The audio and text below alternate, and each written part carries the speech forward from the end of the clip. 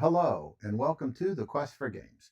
I'm Jerry, and in this video I'm going to continue the series of videos I'm doing on the 1 to 6 player game Massive Darkness 2. We're going to talk about each one of the character classes in a series of videos here. I'll do 2 character classes per video, maybe 3 in one of them because there's 11 different classes. And in this video we're going to handle the Monk and the Necromancer. So let's get these to the table and start talking about how you play each class. See you there. Hello and welcome to the Monk. The Monk is kind of an interesting character, and they say that you're supposed to be able to play it without any weapons in your hand. I don't know. We'll go through this, and maybe if you play the character, you'll figure out why it's better to sometimes not have weapons. I know there's some cards that do things if they don't have weapons. To set up the Monk, you have to get out this set of starting chakra cards. So that starts your hand. And then, just like anything else, you have to pick one of the starting skill cards. We have the Enlightened Tutor. You gain the chakra Guidance Shadow. When you play any guidance chakras, heal each hero in your zone by 1. And then each hero gains either a sword or a shield token. So each hero would gain either one of these, and they can spend that as a resource. If they're attacking, they can add this to their attack and just do 1 additional hit. Or if they're defending, they can add this to their dice roll and get 1 additional defense. So that's how the Monk can kind of buff people up. Then we have Flying Kick. You gain an agility focus. After you perform a movement action, you may spend 1 mana to roll an orange dice. Deal wounds equal to the swords to 1 enemy in your zone. And then the last one is martial arts. You gain the combat prowess. When you perform melee attack actions without any weapons, if both of your hands are empty, gain a yellow dice and +1 attack. So we'll take that one to try to see what it's like to play with no weapons. In taking that one, it says I'm supposed to gain combat prowess. So I gain combat prowess and put that into my hand. Now I have this hand of chakra cards that I'm supposed to play on my turns. First thing I need to do is play a chakra. So I'll play the combat prowess that came with that. Every magic that I roll is +1 wound, and on defense, every magic that is spent is +1 shield. So I will take 1 yellow dice. Oh, nope. First action is move, so she can move within melee range. So she moves 1 spot. That was my first action. My second action, I'm going to go ahead and attack. So I get 1 yellow dice. She's in shadow, so she gets her purple. Satyr gets a blue, and there are 2 minions there. So the Satyr gets 2 black dice. So this is what I'm rolling. So the Satyr didn't roll any blocks, did do 1 damage to us, so she has to take 1 hit. And then we have 4 hits back. 3 of them will kill 1 of the minions, and I'll put 1 more on there.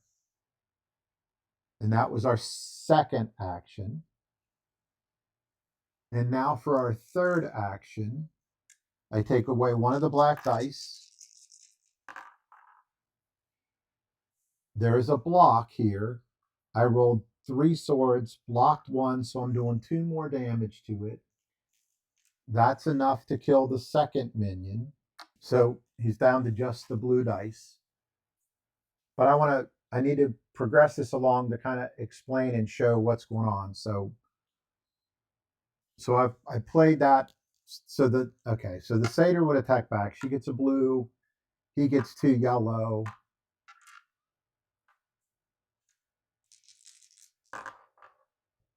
She blocked 2. He only hit her once, so no damage.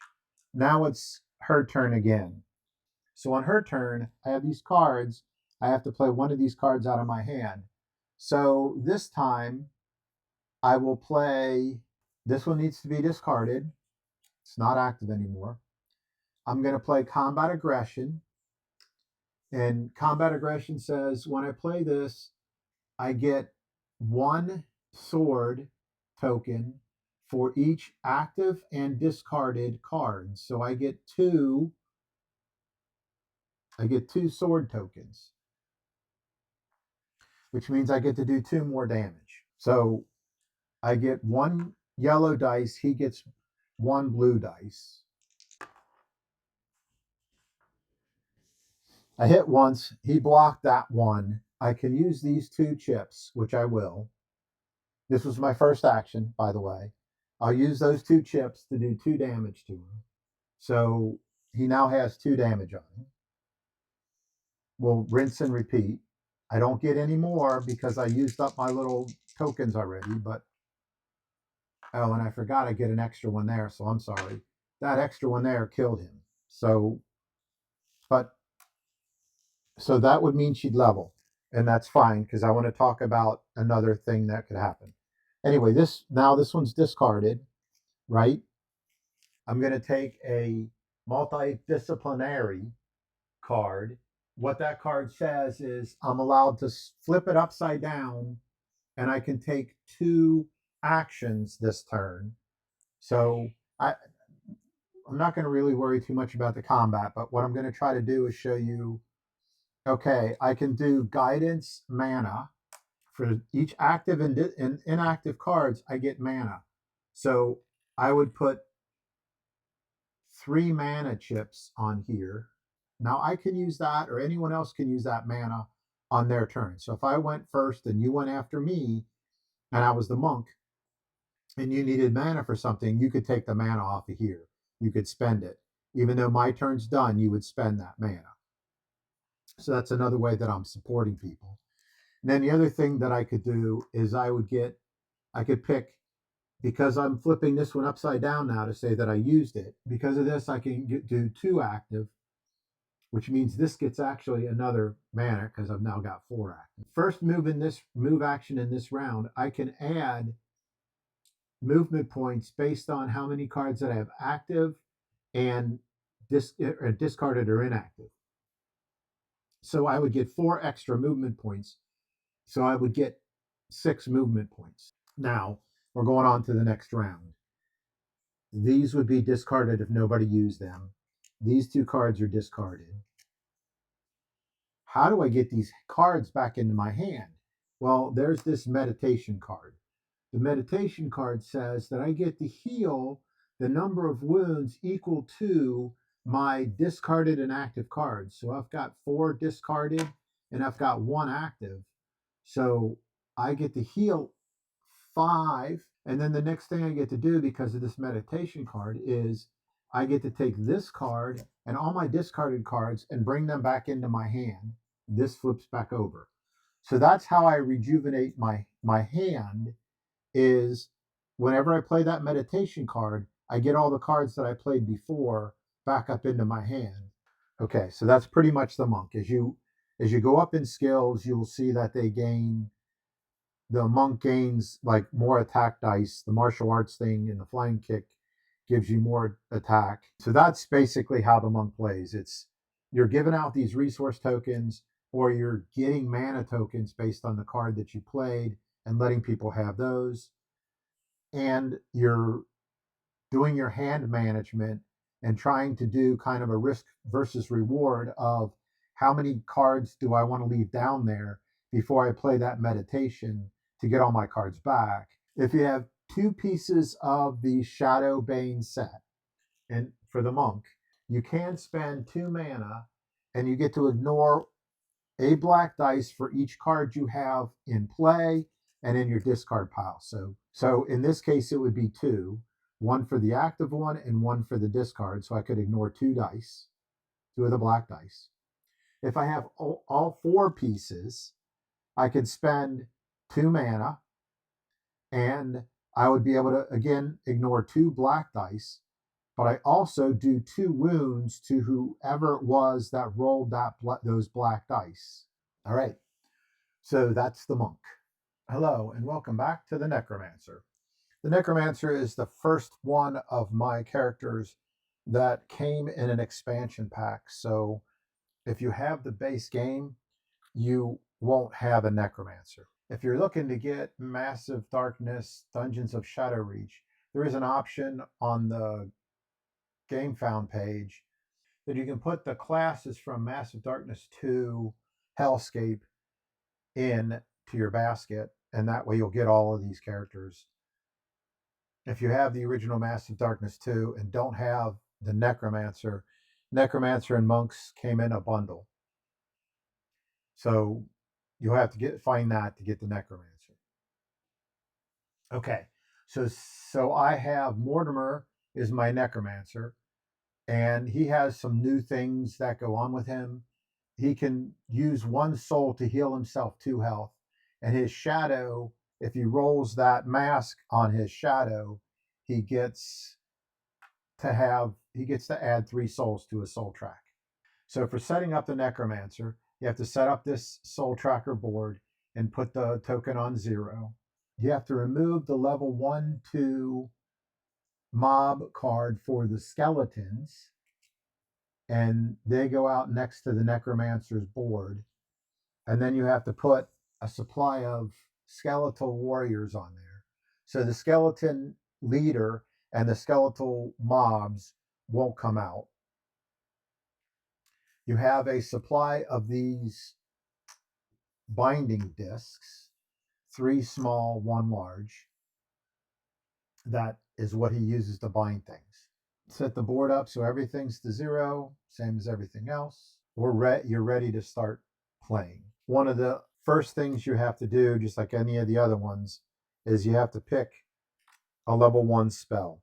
He's got 3 level 1 spells. Raise skeletons. For 2 soul, you can raise 1 skeletal minion in your zone. Maximum of 2 for this level spell. Skeletons follow you around, and for each wound that you would take, you destroy 1 skeleton. Before your attack, you put a black dice out there for each skeleton you have, and the skeletons deal damage on any time you roll a paw. There's also Death's Shadow. If you kill 1 leader or roaming monster, you gain an additional soul. On your shadow attack, you can use 1 soul to do 2 extra damage. And then the last one is Soul Protection. During combat, you can reroll once for each wound that you would take. You may spend 2 souls instead. So I'm going to take the Summon Skeletons. To make this a little bit more interesting, I'm going to give the Necromancer some souls, but let's talk about how they gain souls. Every time the Necromancer kills something, they gain 1 soul. Anytime a leader is killed by anybody, they gain 2 souls. So if the Necromancer kills the leader, they gain 1 soul for the kill and 2 souls for the leader going down. Anytime a roaming monster is killed by whoever, they get 4 souls.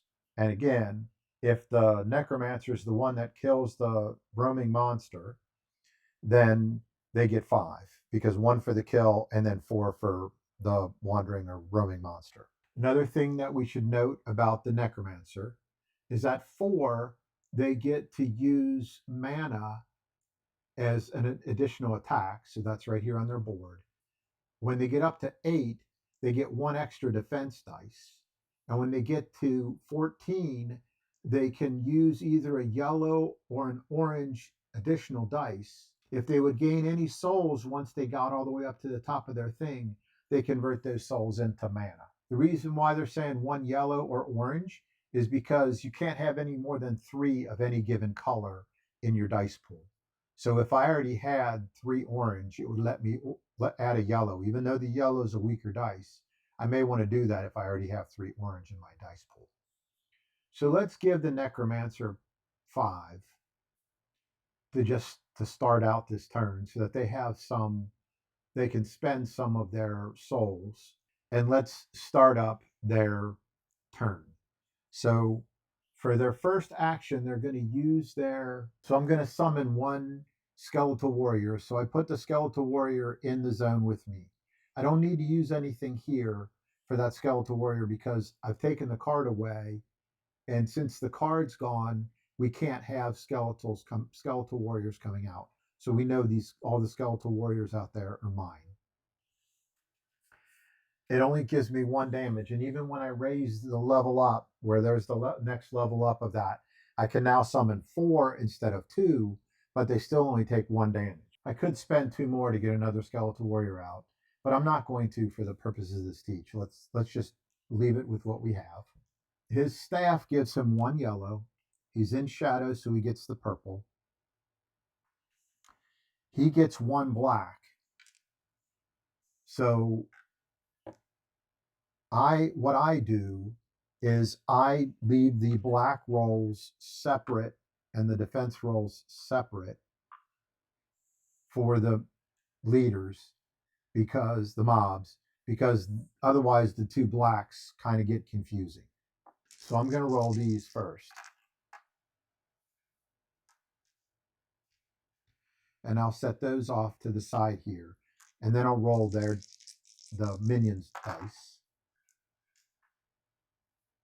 Okay, so this is what we have.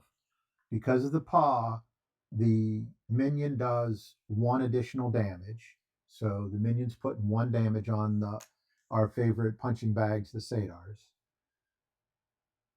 It's the paw, not the swipes for some reason. There's one shield, so that and the shield are canceled out. So not going very well. Let's try this again. Second attack, second action.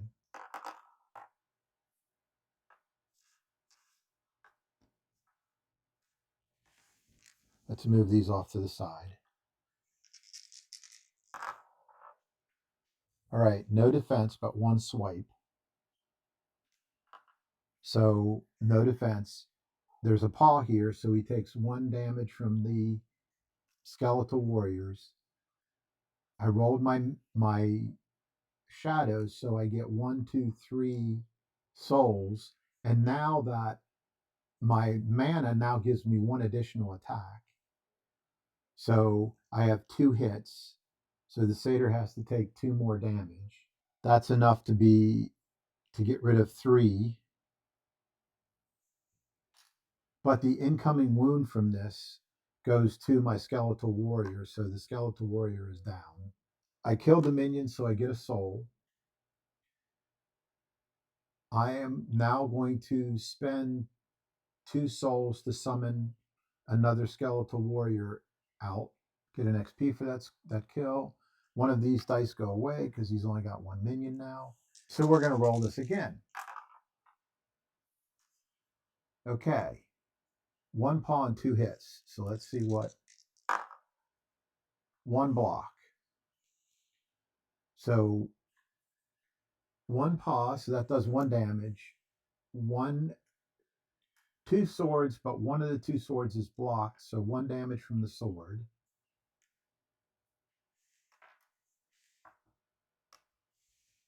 That's another minion dead. That's another soul for me.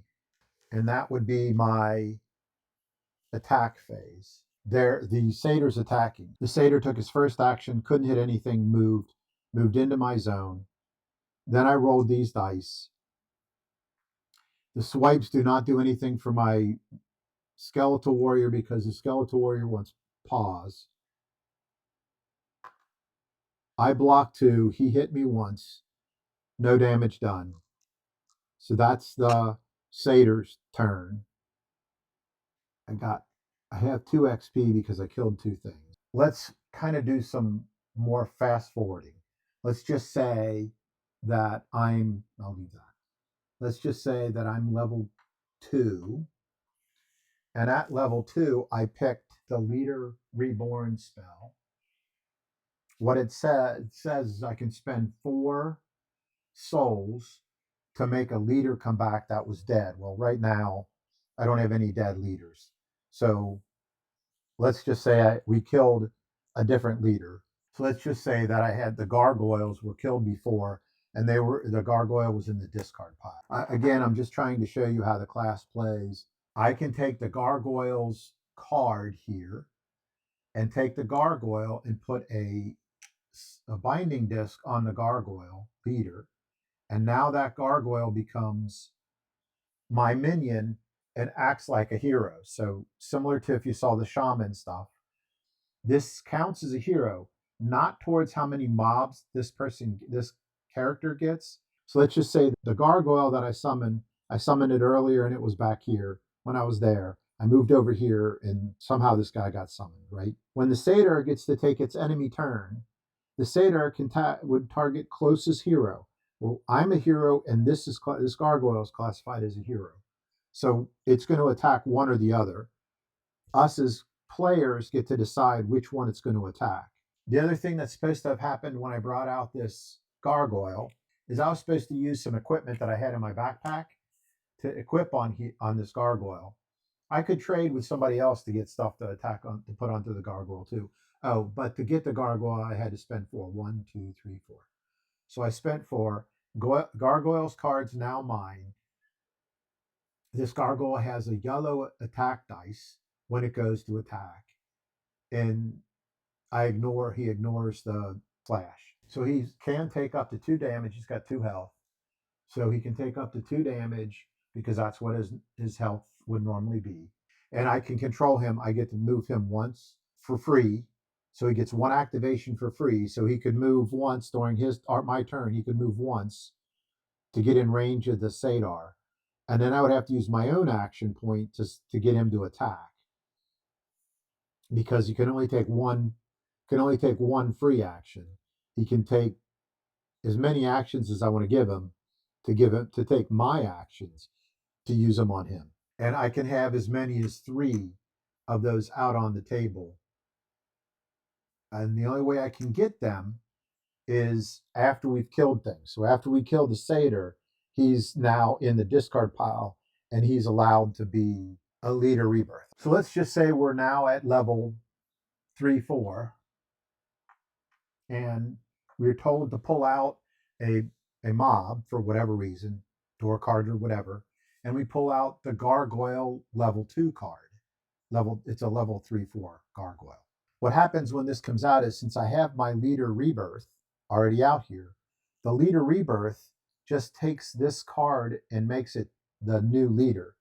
They would get the additional health and anything else that's on their card, but that group of monsters would not be summoned. We'd have to pick the next level 3 card, level 3, 4 card, and see what that is. Oh, and great, it's the skeletons. So when that happens, I put them underneath I take my skeleton card and I replace it with this skeleton card, and those do not get summoned. But my skeletons just got beefed up a little bit. So we'd have to take another one, and now I've just summoned demons. So the demons would come out normal. Okay, so that's what happens when you're doing a leader rebirth. There's another level 2 that I could pick that would do the same thing for a roaming monster. So if we had already fought a roaming monster and dispatched that roaming monster, there would be roaming monsters in the discard pile. Let's just say we had the ghoul in the discard pile for the roaming monster, and I actually owned this spell. I would have to spend 6 souls, which I don't have right now, but I'm just trying to explain how the class works. I would have to spend 6 souls. I could then summon that roaming monster, and I would put a binding on that ghoul, and the ghoul would come into the same spot as I'm currently sitting in. It has the health that's on here as if there's only 1 hero, so 5 health. It only gets the 5 health. It doesn't get, even though we are playing with 2, and when we beat it, it took us 10 health to get it down. It has that 5 health. Again, this roaming monster counts as a hero, not for how many minions the satyr would get, but if the satyr was going to go attack something, we could decide he's going to attack monster reborn or the leader reborn, whichever, and he would use whatever his attack is on his card. So for the ghoul, he has one orange and one black dice, and he has two blue and one black dice for his defense. He wouldn't do his activation stuff.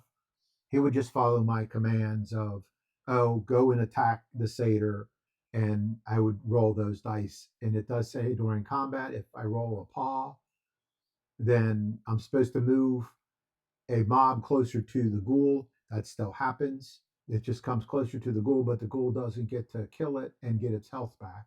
And on defense, it's the same way. If I roll the black dice and I get a paw, it would move a ghoul closer to, or move a minion closer to the ghoul, but he doesn't really get to kill it and get his health back. So there's the Shadowbane set out there, and the Necromancer Shadowbane card or Shadowbane abilities for the sets is that if you have two of them, your roaming monsters get +1 blue dice. So the gargoyle has two, it would give them three. The ghoul has two, it would give them three. So on top of that, now I can take my roaming monster and I can equip gear to the roaming monster. So if I happen to have had a melee weapon of some kind in my inventory, I could have attached the melee weapon to my roaming monster now. And they can trade. I can trade things around now that I've got 4 pieces. To be honest with you, I don't know if that means they get 2 full blue dice or if they just have +1 blue dice because of the set. I can't figure that out. I guess you're going to have to house rule that.